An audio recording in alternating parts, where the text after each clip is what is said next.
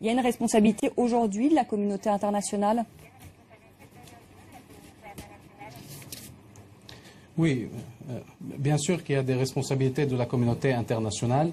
Les Palestiniens ont essayé toutes les voies pour accéder à leurs droits, ces mêmes droits que la communauté internationale reconnaît comme tout à fait légitimes, y compris le droit à la liberté, à la dignité, à la justice, qui sont les mêmes motifs qui ont été à la source des soulèvements dans le monde arabe.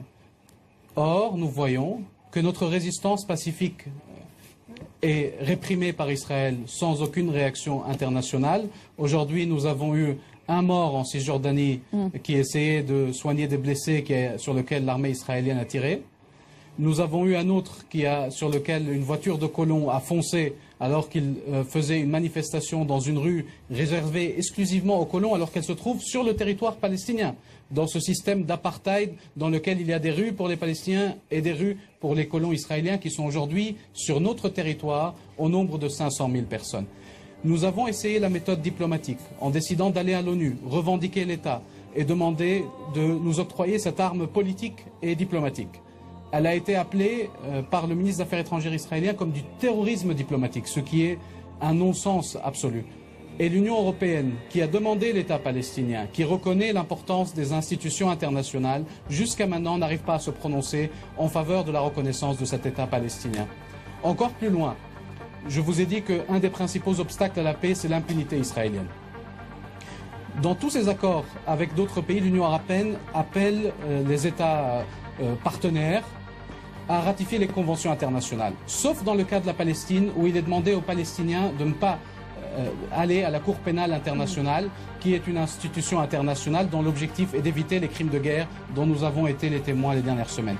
Je voulais vous dire, moi qui ai travaillé 5 ans à Bruxelles, qui crois au rôle de l'Union européenne, qui croit au rôle de la France, qui a toujours été à l'avant-garde et qui ne s'est pas contentée de faire partie d'un consensus mou. Et donc nous espérons qu'elle prendra pleinement son rôle le 29 novembre et au-delà.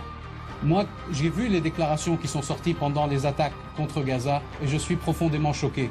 Quand on condamne les roquettes qui sont tirées à partir de la bande de Gaza, le moins qu'on puisse faire, c'est de condamner les bombes israéliennes qui tombent sur la population civile palestinienne et qui ont fait 24 morts parmi les enfants, parmi les 100 morts qui ont été faits, y compris la famille Dalou, dont 11 membres sont morts, y compris Ranin qui a 5 ans, Jamal qui a 7 ans, Youssef qui a 10 ans, Ibrahim qui a 1 an. Quand on dit qu'Israël a le droit de se défendre, est-ce que nos vies valent moins que les vies israéliennes? Qu'on nous le dise.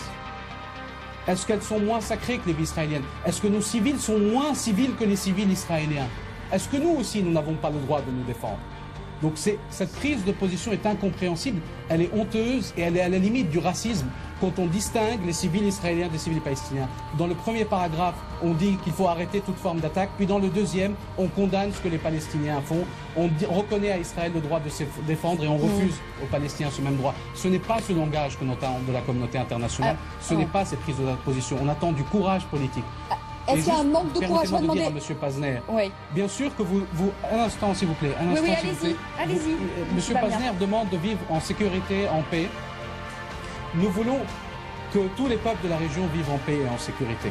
Mais ce n'est pas les Palestiniens qui ont mis des barrages militaires en Israël. C'est les Israéliens qui mettent des barrages militaires sur notre territoire. C'est pas nous qui colonisons Israël, c'est Israël qui colonise notre territoire. C'est pas nous qui imposons un siège à Tel Aviv, c'est Tel Aviv qui impose un siège à la bande de Gaza. Donc quand une puissance occupante veut être tranquille, pendant qu'elle continue son occupation et sa colonisation, elle veut que nous capitulions. Les peuples occupés ne capitulent pas. Les esclaves, quand ils se sont rebellés contre l'esclavage, ont parfois usé de moyens que vous pouvez considérer comme injustes. Ce n'est pas une raison pour ne pas être contre l'esclavage. Ce n'est pas une raison pour être contre l'apartheid. Il faut toujours être contre cette injustice qu'est l'occupation, même si parfois on n'est pas d'accord avec les méthodes que les peuples occupés utilisent. Les droits des Palestiniens, nous voulons les obtenir pacifiquement. Aidez-nous à les obtenir pacifiquement pour que nous n'ayons pas recours à d'autres moyens, mais que nous soyons sous les bombes et que nous expliquons que les Israéliens ont le droit de se défendre ainsi en tuant des civils et des enfants, et nous n'avons le droit de rien faire, ce n'est plus acceptable.